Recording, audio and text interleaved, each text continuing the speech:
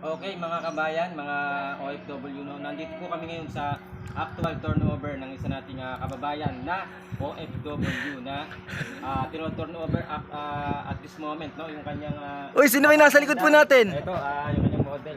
House model natin. Wow, ay Sir Dave. Oh, hello, Sir Dave. Okay? Kaya mga kababayan namin OFW, no, kung gusto mong mag-start sa halagang Yes, 5,000 pesos. Siyempre po, ayan o si Mamo. With Zumba. Ayan, kasama ko Zumba. Ayan. Yes, halagang 5,000 po. 5,000 Reserve na po kayo. Okay, makakuha po ng start dito. With, siyempre po, kasama po natin ang ating pong licensed real estate broker at ang ating pong VP na si Ma'am Carol. Kaching.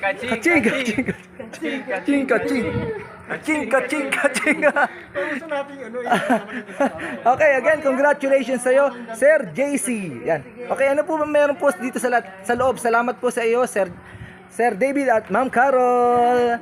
Ayan, tuloy po natin, Sir. Ano po ba? Ayan.